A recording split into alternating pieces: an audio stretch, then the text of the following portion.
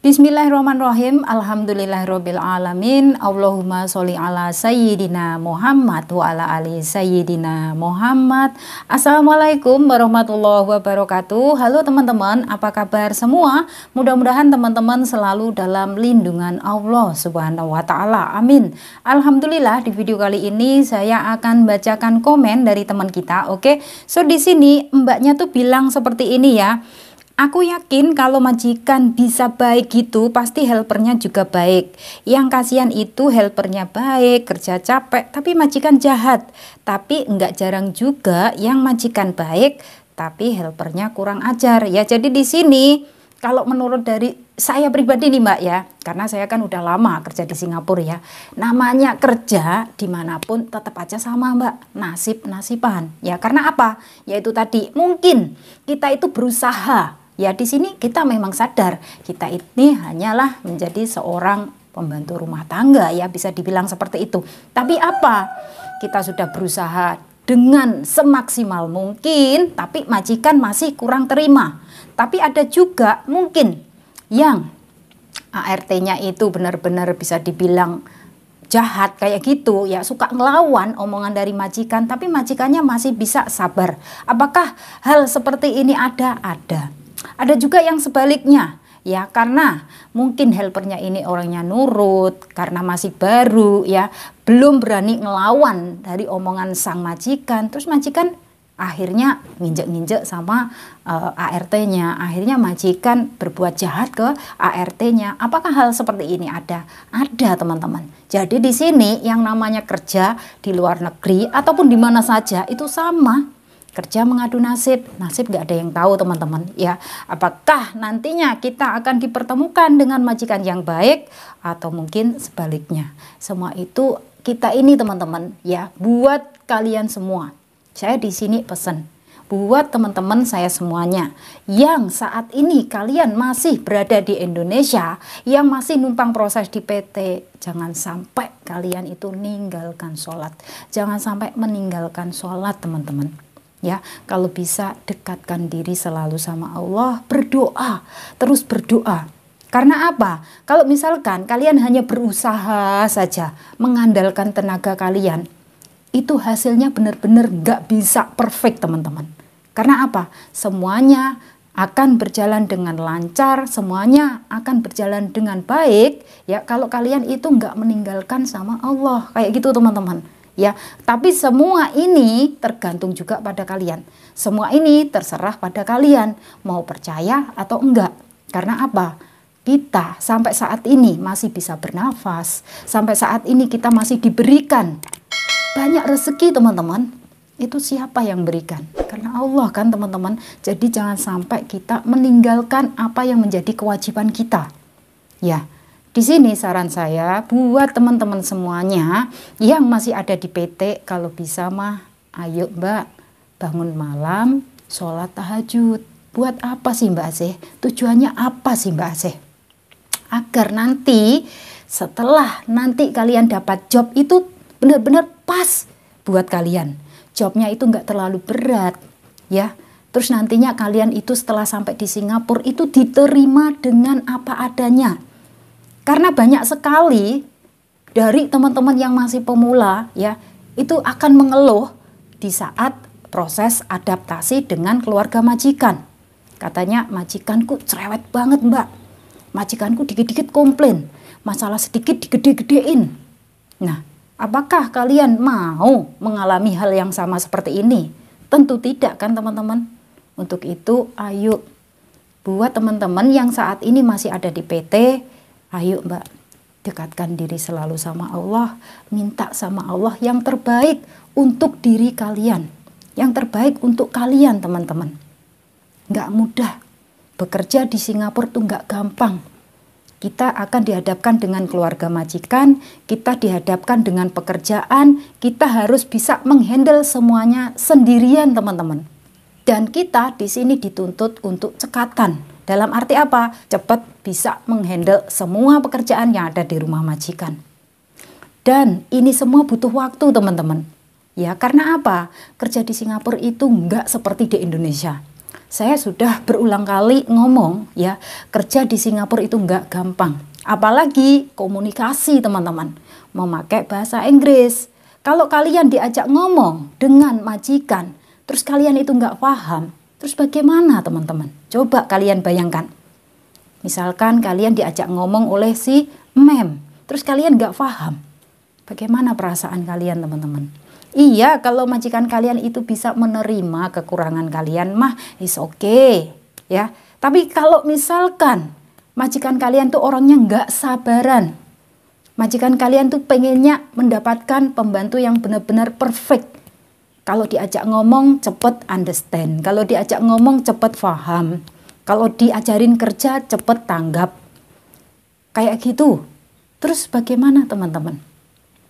Apakah hal seperti ini nantinya kalian akan bisa atau enggak kayak gitu? Kalau kalian ya di sini kerjanya lelet, kalian itu kerjanya tuh lambat kayak gitu, bisa jadi nanti kalian akan dibalikkan lagi ke agent.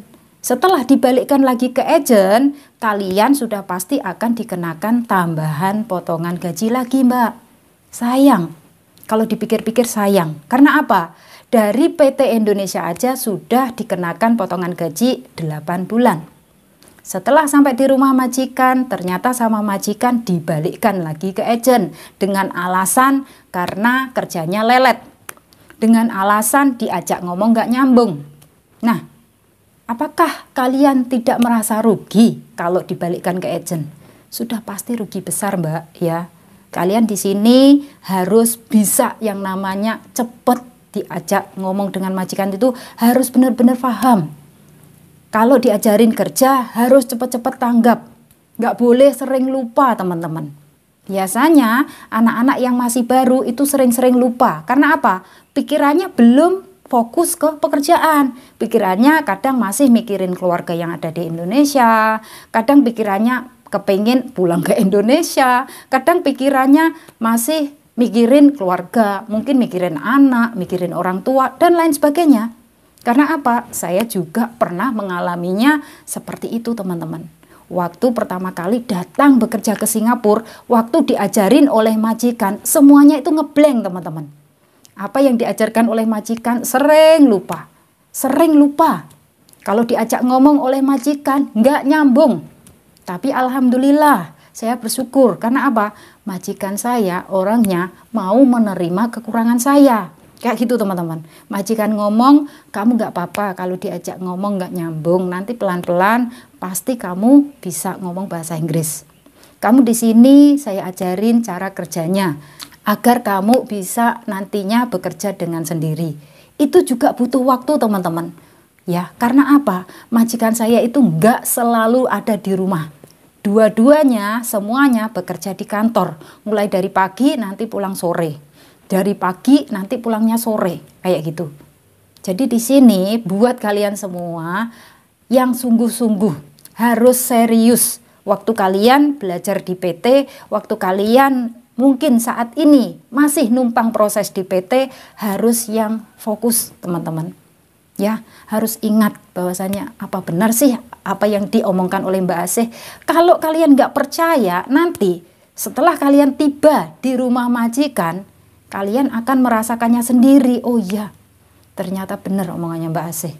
Majikan Singapura tuh benar-benar menuntut kita agar bisa cepat tanggap dengan apa yang diajarkan oleh majikan.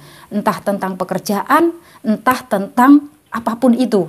Ya, misalkan kalian nanti akan ditunjukkan, ini caranya berkebun, caranya motong mungkin bunga atau pohon hias atau apa yang tinggalnya di rumah banglo, atau mungkin kalian nanti tinggalnya di rumah kondo kayak gitu teman-teman. Pasti di situ ada taman ya. Kalian akan diajarkan cara berkebun juga.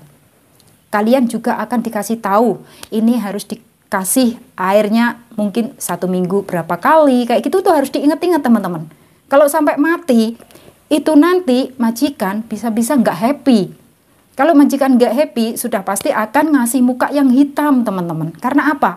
Itu semua dibeli pakai uang, ya. Jangan sampai kalian teledor, ya. Untuk itu, di saat kerja harus kerja. Fokus, teman-teman.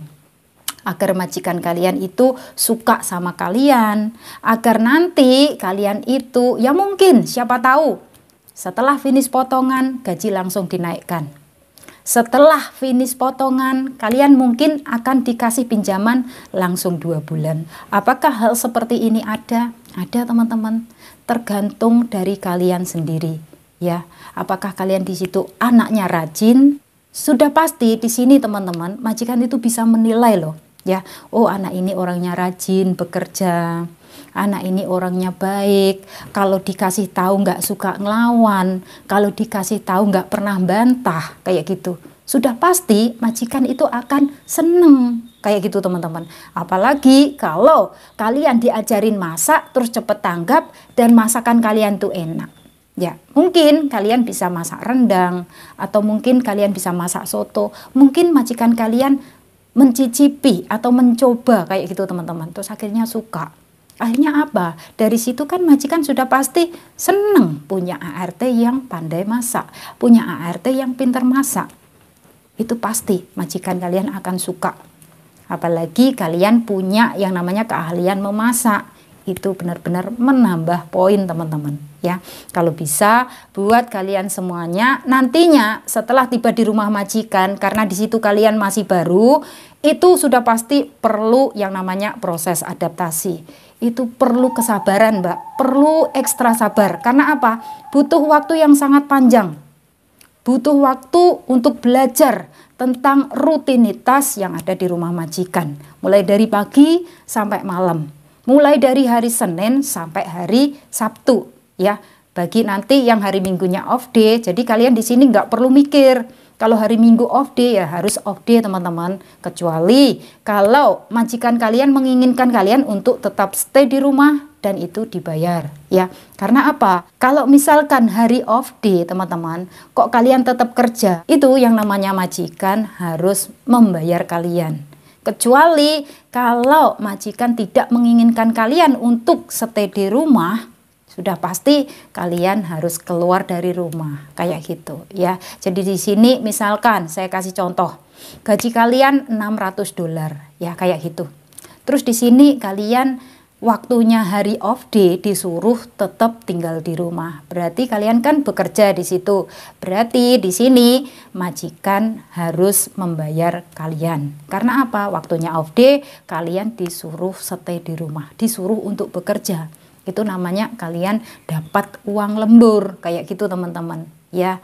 Tapi misalkan majikan kalian nggak membutuhkan tenaga kalian, ya kalian harus keluar dari rumah. Mungkin kalian bisa pergi ke City Plaza, cari teman di sana. Kalian nanti bisa ketemu sama mbak-mbak Indonesia, bisa sharing tentang apa yang kalian rasakan setelah kalian tiba di rumah majikan kayak gitu. Nanti kalian bisa tuker nomor WhatsApp dan akhirnya mungkin bisa menjadi saudara. Atau mungkin setiap off day kalian bisa ketemuan, saling ngobrol. Ya kita mah butuh yang namanya teman. Kalau keluar dari rumah, nggak mungkin kita sendiri terus. Kayak gitu teman-teman ya, harus cari teman. Ya contohnya saya sendiri. Saya kalau keluar dari rumah itu pasti nanti di City Plaza bakalan ketemu sama temen, entah yang dari Bandung atau dari Jawa Tengah atau mungkin dari Jawa Timur, pasti. Karena apa teman-teman? All Sunday, all public holiday, saya itu selalu libur. Nggak mungkin saya nggak punya dapat kenalan banyak. Ya kenalan saya banyak. Tiap minggu selalu ketemu sama mbak-mbak itu, kayak gitu loh teman-teman. Nggak ada ruginya kita berbagi tentang pengalaman yang telah kita dapatkan yang ada di rumah majikan. Siapa tahu teman kita bisa ngasih solusi yang baik kayak gitu ya. Pokoknya buat kalian semua nantinya misalkan ya kalian setelah tiba di rumah majikan kalian itu dapat masalah dan kalian itu bingung bagaimana cara memecahkan masalah itu ya. Kalian cobalah teman-teman, kalian nanti cari mungkin teman atau mungkin kalian bisa tinggalkan komen di bawah, insya Allah saya nanti bisa menjelaskan lewat video ya. Karena apa?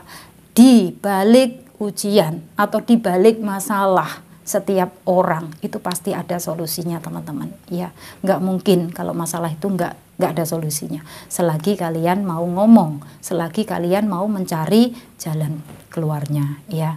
Oke teman-teman, di sini misalkan ya buat kalian semua yang nantinya setelah sampai di Singapura dan kalian itu bingung, sebenarnya ini ada HP tapi kok nggak ada SIM card, terus gimana cara beli SIM card kayak gitu kan.